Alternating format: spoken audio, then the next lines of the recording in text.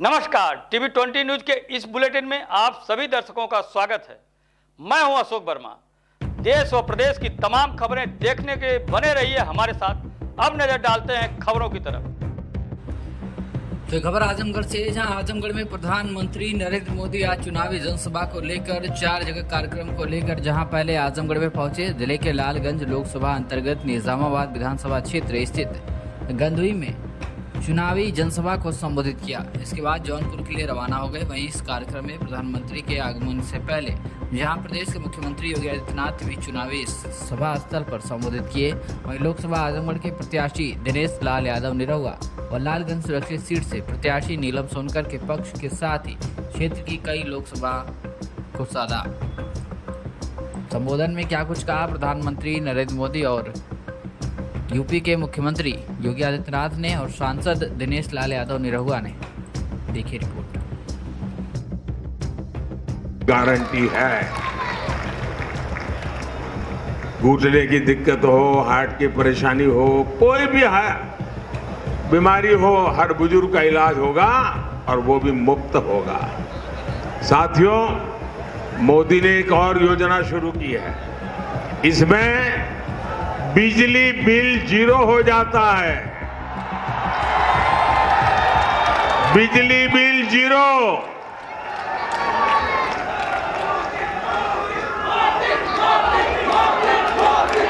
इतना ही नहीं,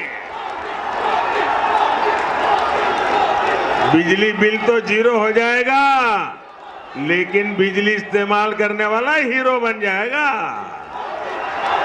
सिर्फ निरहुआ हीरो हो गया था नहीं, आप हीरो बन जाएंगे। इस योजना को मैं समझाता हूं और ऑलरेडी चालू कर दिया है मैंने। ऐसा नहीं कि 4 जून के बाद करूंगा, कर दिया। योजना का नाम है पीएम सूर्यघर मुफ्त बिजली योजना।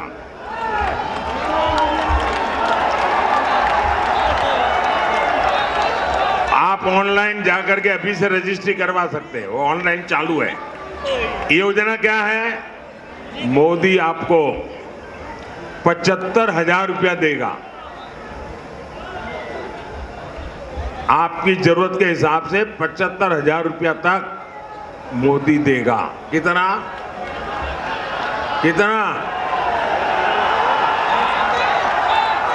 उसमें से आप घर पर सोलर पैनल लगाएंगे और जो सोलर की बिजली होगी उसका आप अपने परिवार के लिए उपयोग करेंगे, और जो ज्यादा बिजली होगी वो योगी जी की सरकार खरीद लेगी।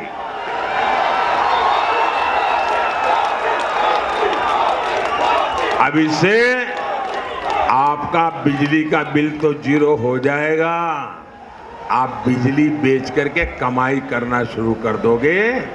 ये काम मोदी आपके लिए कर रहा है। और आप रजिस्ट्री करवाते हैं, ऑनलाइन जाइए, सारी चीजें अवेलेबल है। साथियों, आज भाजपा सरकार में यूपी का तेज विकास हो रहा है। मंदुरी एयरपोर्ट बना है, महाराजा सुहेलदेव यूनिवर्सिटी बनी है, किसान कल्याण के काम हो रहे हैं। लेकिन यूपी के शहजादे को इन कामों से पेट में क्यों दर्द होने लगता है?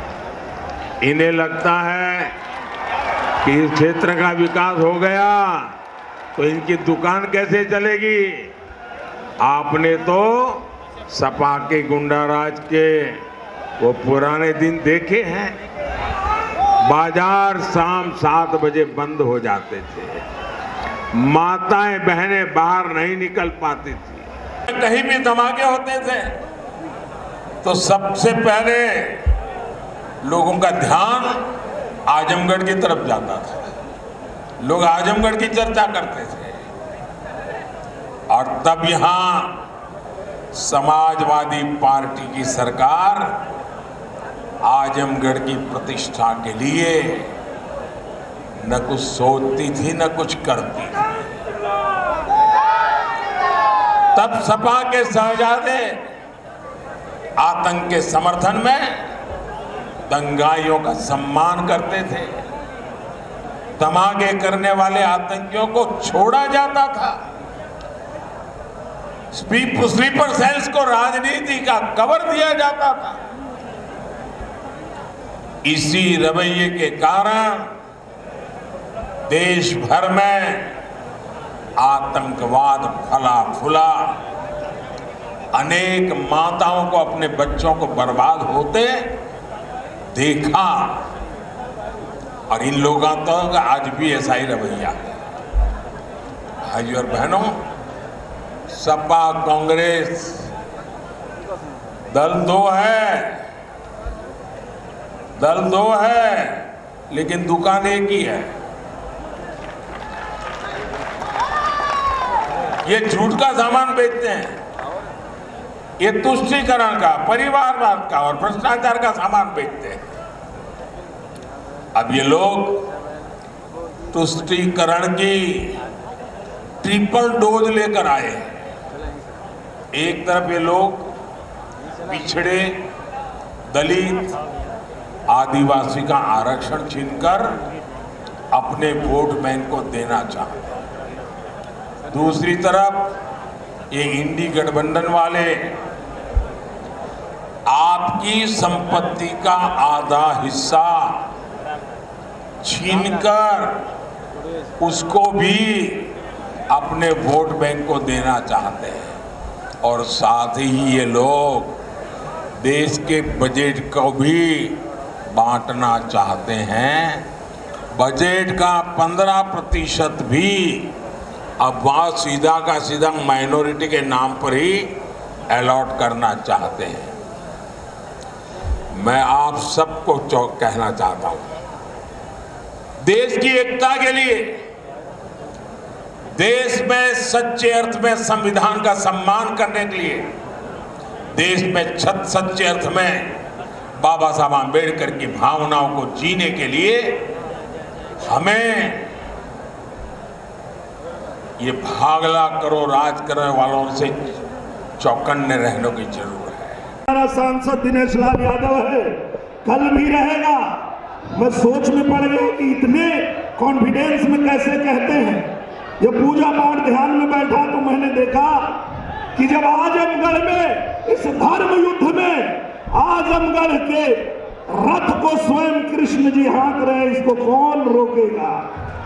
कृष्णपाल जी हमारे यशस्वी जिलाध्यक्ष जी हैं, हमारे श्री राम सूरत राजभर जी हैं, श्रीमती संगीता आजाद जी हैं, श्री अशोक सिंह जी हैं, श्री नरेंद्र सिंह जी, आदरणीय श्री मुराहू राजभर जी, आदरणीय श्री घनश्याम सिंह पटेल जी, आदरणीय श्री विनोद कुमार राय जी, आदरणीय सुनील कुमार गुप्ता जी, आदरणीय माहेश्वरी कांत पांडे जी, आदरणीय हमारे भैया अखिलेश मिश्रा गुड्डू जी, आदरणीय श्रीमती वंदना सिंह जी, श्रीमती मंजू सरोज जी, आदरणीय अरविंद जायसवाल जी, श्री यशवंत सिंह जी, श्री सत्येंद्र राय जी, श्री मनोज यादव जी, श्री प्रशांत सिंह जी, डॉक्टर कृष्ण मुरारी विश्वकर्मा जी, आदरणीय श्रीमती अपूर्वा सिंह जी, श्रीमती श्वेता जायसवाल जी और मंच पे उपस्थित सभी हमारे सम्मानित नेतागण, हमारे अभिभावक और सामने उपस्थित आप सभी बड़े बुजुर्ग नौजवान साथियों, माताएं और बहनें, मैं आप सभी लोग को दिनेश लाल यादव निरहुआ आपका सादर अभिनंदन करता हूं, वंदन करता हूं, आपके चरणों में प्रणाम करता हूं। आजमगढ़ से ही नहीं, पूरे देश से एक आवाज गूंज रही है, चाहे जितना जोर लगा लो, चाहे जितना शोर मचा लो, जीतेगी बीजेपी ही और आएंगे फिर। और मैं चाहता हूं कि जब मेरे पूज्य प्रधानमंत्री जी मंच पे आए तो यही आवाज गूंजनी चाहिए, आएंगे फिर। पीछे से आवाज नहीं आ रही है, सभी लोग एक साथ, आएंगे फिर, आएंगे फिर। भारत विकसित राष्ट्र बनेगा, मोदी की गारंटी है। कोई भूखा नहीं रहेगा, मोदी की गारंटी है। और जब ऐसी गारंटी पूज्य प्रधानमंत्री जी ने दिया तो मेरे देश के लोगों ने कहा हाँ, तीसरी बार बनेगी, मोदी की सरकार बनेगी। ये भारत की गारंटी है, युवाओं की गारंटी है, महिलाओं की गारंटी है, गरीबों की गारंटी है। ये गारंटी आज देने के लिए आप सभी यहाँ उपस्थित हैं। मैं आपको सभी लोगों को प्रणाम करता हूँ, नमन करता हूँ। और मैं ये भी कहना चाहता हूँ, पूज्य योगी आदित्यनाथ महाराज जी आज मंच पे हैं। आपके सुशासन में हमारा उत्तर प्रदेश जिस तरह से आगे बढ़ा है, जिस तरह नंबर 1 बना है, उसी तरह पूरे देश में हमारा उत्तर प्रदेश 80 की 80 सीटें लेकर के और इसमें भी नंबर 1 बन के दिखाएगा। आज आदरणीय प्रधानमंत्री जी का आजमगढ़ जनपद की निजामाबाद की इस विधानसभा में संसदीय क्षेत्र में आजमगढ़ और लालगंज संसदीय क्षेत्र के मतदाताओं को, यहाँ की जनता जनार्दन को मार्गदर्शन प्राप्त होने जा रहा है। इस अवसर पर नए भारत के शिल्पी, भारत के सांस्कृतिक नव जागरण के पुरोधा, गरीबों के मसीहा, 10 वर्ष के अंदर जिन्होंने भारत के कायाकल्प को करके दुनिया के अंदर सम्मान बढ़ाया है, ऐसे प्रधानमंत्री मोदी जी का मैं आप सबकी ओर से, प्रदेशवासियों की ओर से हृदय से स्वागत करता हूं, अभिनंदन करता हूं। बहनों और भाइयों, ये हम सबका सौभाग्य है, भारतवासियों का सौभाग्य है कि आज दुनिया का सबसे लोकप्रिय राजनेता, जिनके मन में गरीबों के प्रति, नौजवानों के प्रति, अन्नदाता किसानों के प्रति, अपने परंपरागत हस्तशिल्पी और कारीगरों के प्रति, जिनके मन में महिलाओं के उत्थान के प्रति एक पीड़ा है, एक संवेदना है, और जिन्होंने अपना पूरा जीवन मां भारती के चरणों में समर्पित करते हुए उनकी खुशहाली और उनके उत्थान के लिए समर्पित किया है, ऐसे प्रधानमंत्री मोदी जी का आगमन आज आजमगढ़ की धरती पर हुआ है। बहनों और भाइयों, आज से 10 वर्ष पहले का भारत पहचान के संकट से और विश्वास के संकट से जूझ रहा था। सुरक्षा का एक खतरा हर एक व्यक्ति के ऊपर मंडरा रहा था। विकास कार्य कांग्रेस नेतृत्व सरकार के भ्रष्टाचार की भेंट चढ़ चुकी थी और गरीब कल्याण के नाम पर गरीब भूख से मरता था, किसान आत्महत्या करता था, बेटी और व्यापारी सुरक्षित नहीं थी। और आजमगढ़ का तो कहना ही क्या है, कहीं भी देश और दुनिया में आतंकी घटना घटित होती थी, उसके तार इस आजमगढ़ जनपद से जुड़ करके पूरे आजमगढ़ को बदनाम कराया जाता था। बहनों भाइयों, पिछले 10 वर्ष में आपने बदलते हुए भारत को देखा है। एक नया भारत का दर्शन कर रहे हैं। दुनिया के अंदर सम्मान बढ़ा है, सीमाएं सुरक्षित हुई हैं, आतंकवाद और नक्सलवाद पर प्रभावी अंकुश लगा है। और यही नहीं, अब आजमगढ़ में आदरणीय प्रधानमंत्री जी ने महाराज सुहेलदेव के नाम पर एक विश्वविद्यालय दे दिया है, आजमगढ़ को पूर्वांचल एक्सप्रेसवे दे दिया है। और अभी 2 महीने पहले ही प्रधानमंत्री जी आजमगढ़ आए थे, आजमगढ़ वासियों को एयरपोर्ट की सौगात भी दे गए हैं।